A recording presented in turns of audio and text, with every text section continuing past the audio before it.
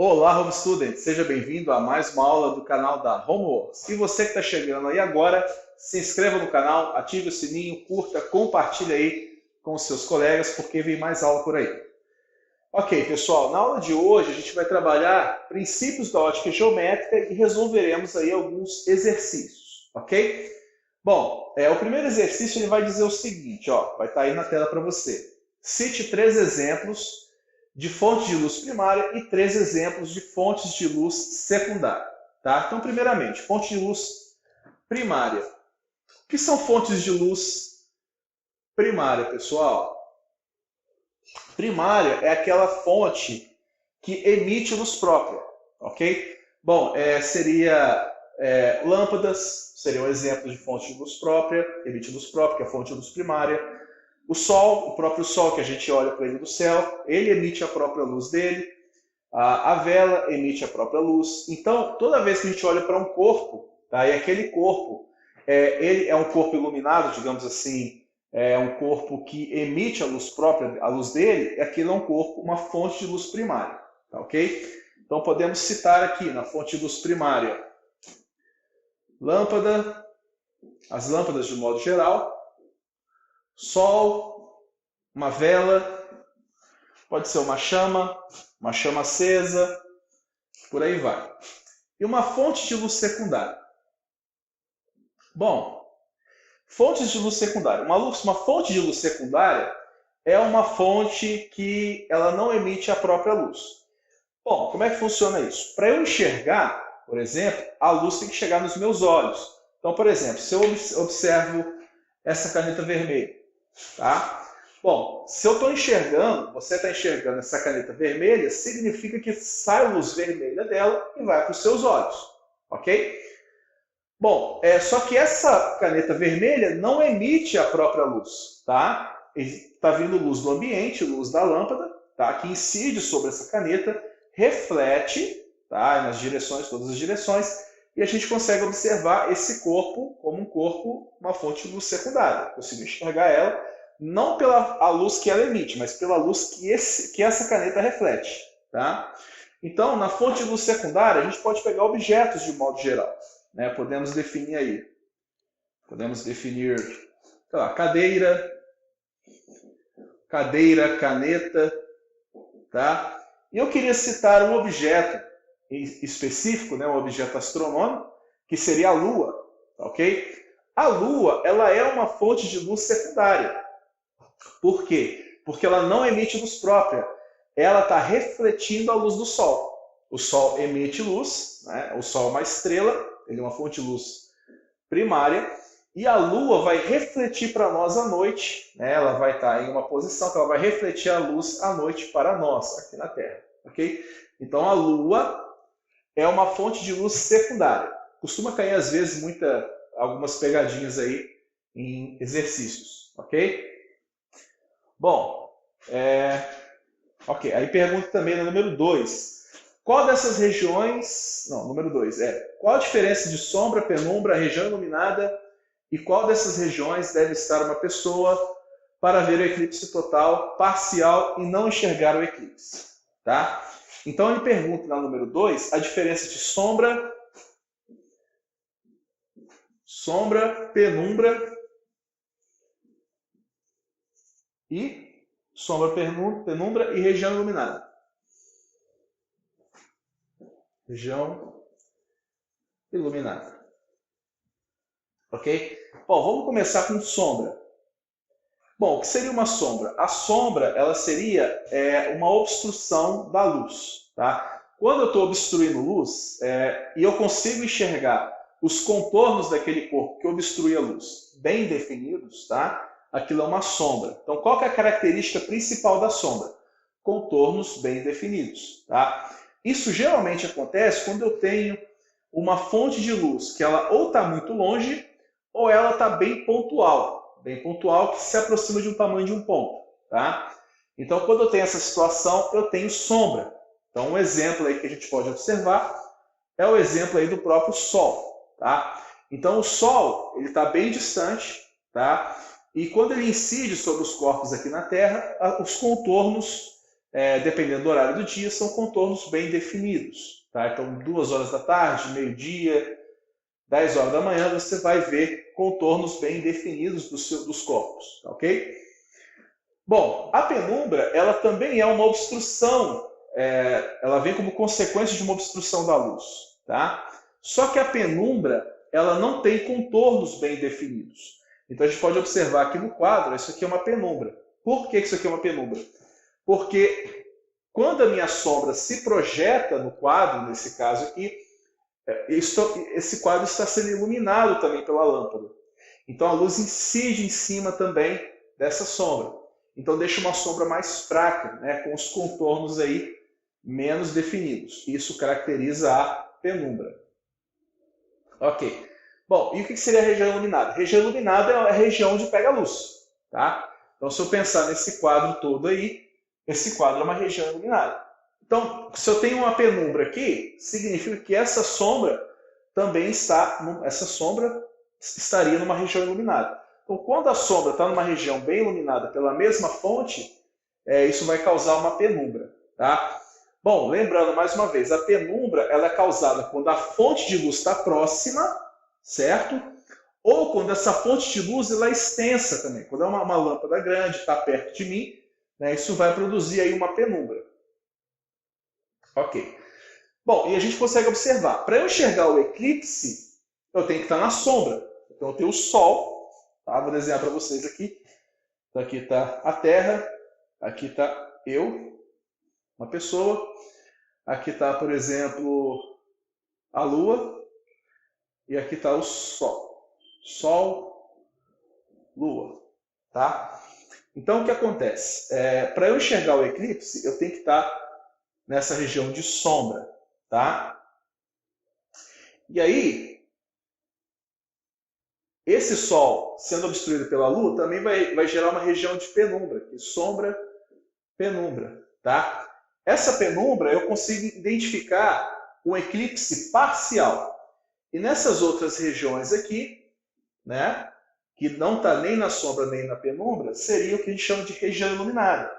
Nessa região iluminada, eu não enxergaria o eclipse, porque eu estaria vendo o Sol de frente sem obstrução nenhuma. Tá? Lembrando que isso é possível, porque a Lua não faz curva. Né? É o princípio da propagação retilínea da luz. A luz sempre se propaga em linha reta.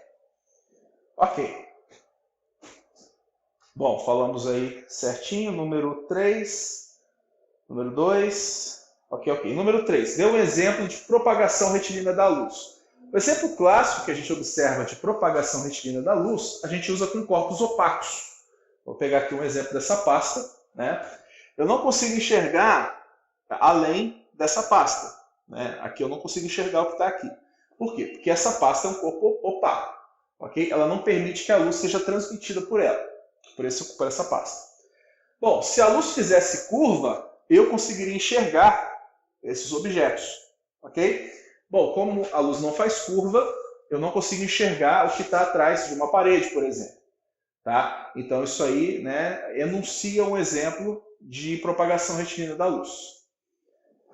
O que mais? Número 4.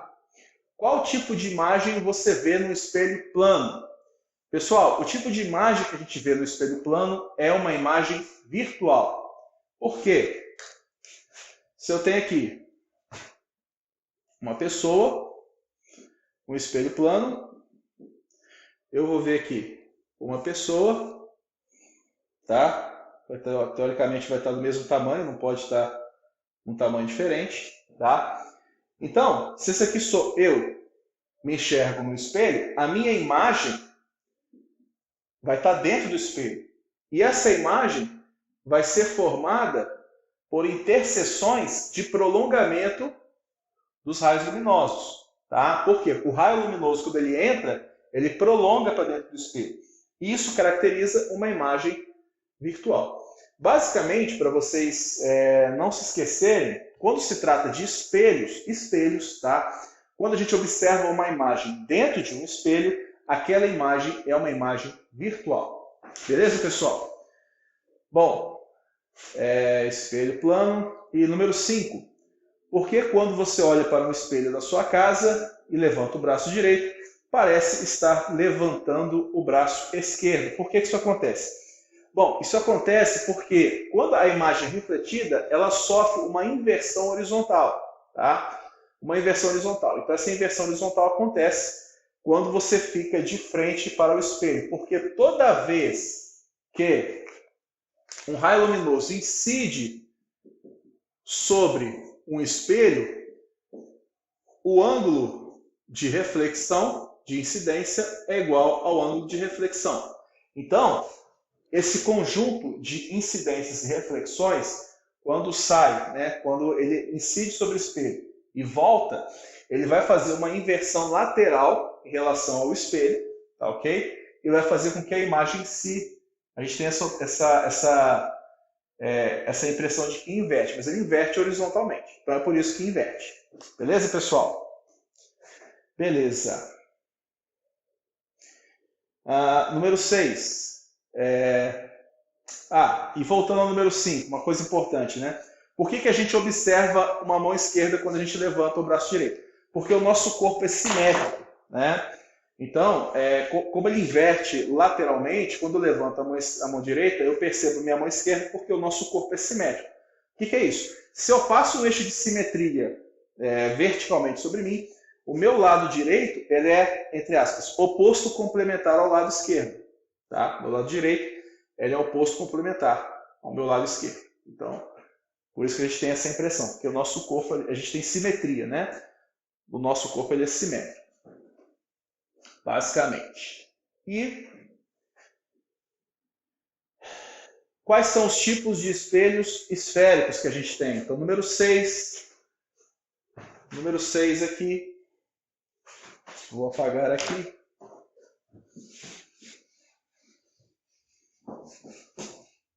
Número 6. Quais são os tipos de espelhos esféricos que a gente tem? Bom, a gente tem o espelho côncavo e o espelho convexo. Tá? O espelho côncavo e o espelho convexo são basicamente os espelhos que a gente utiliza na ótica geométrica. O espelho côncavo, ele vai ser um espelho, tá? Nesse caso ele está virado para o lado esquerdo, tá? Ele é um espelho que tem uma boca virada para a gente. Beleza, pessoal? Então, o espelho que tem uma boca virada para a gente é côncavo. Isso dá a ideia de concavidade. Concavidade é quando tem uma boca virada para a gente, tá? Exemplos de espelho côncavo, nós temos espelhos de maquiagem, de modo geral, que eles geralmente aumentam, né, o tamanho da imagem. E a gente tem também o espelho convexo. O espelho convexo é quando é um espelho que a gente tem uma testa virada para a gente. Tá? Esses espelhos convexos eles são muito utilizados em vendas, né, em vendas, mercadinhos, né, mercados de modo geral, para eu conseguir ter uma visão maior, uma visão mais ampla daquilo que está acontecendo ali no mercado. Né? Se uma pessoa está tentando furtar. Por quê? O espelho convexo ele diminui as imagens de tamanho e, como consequência, aumenta o meu campo visual. Beleza? E aí, número 7. Explique o fenômeno da refração da luz e dê exemplos do seu cotidiano em que ocorre esse fenômeno. Tá? Os exemplos aí, o fenômeno da refração luminosa, a refração ela é um fenômeno de transmissão. Tá? Então, quando eu tenho o meio 1 e o meio 2, quando eu tenho um raio luminoso, né, que vai passar do meio 1 para o meio 2, tá? Quando ele vai passar de meio 1 para o meio 2, a gente tem um fenômeno de transmissão. Transmissão. Bom, só que quando ele vai de meio 1 e quando vai para o meio 2 ele sofre um desvio, tá? A gente diz que a luz desvia porque ela altera a sua velocidade. Essa velocidade pode aumentar ou diminuir, depende do índice de refração daquele meio. Então, essa transmissão, ela ocorreu também com esse raio luminoso, o fenômeno aí da refração. Ok? Então, a refração ela é a perda ou ela é o ganho de velocidade e, como consequência, a gente observa essa luz vai sofrer um desvio. Tá? Um desvio angular, né? Que a gente fala que é um desvio angular na reta normal aqui. Né? Nessa reta normal que faz 90 graus com a superfície. Beleza? Bom, a gente pode observar o fenômeno da refração um copo d'água. Você pode botar um lápis num copo d'água, você vai observar esse lápis como se ele tivesse transladado para um lugar que ele não está. Se você estiver numa piscina, jogar um objeto, você vai ver aquele objeto onde ele não está. Ele vai estar um pouquinho deslocado para cima, um pouquinho deslocado para baixo. Os índios, né, quando vão caçar peixes com lanças, né, eles têm que fazer um pequeno cálculo ali, porque onde eles veem o peixe não é onde ele está, então eles têm que deslocar um pouquinho para cima ou para baixo. Tá bom? Bom, pessoal, então essa aqui foi a aula. Espero que vocês tenham gostado, tá? E tiver alguma dúvida, coloque nos comentários que a gente vai fazer aí, tentar tirar as dúvidas de vocês nos próximos vídeos. Um abraço e muito obrigado.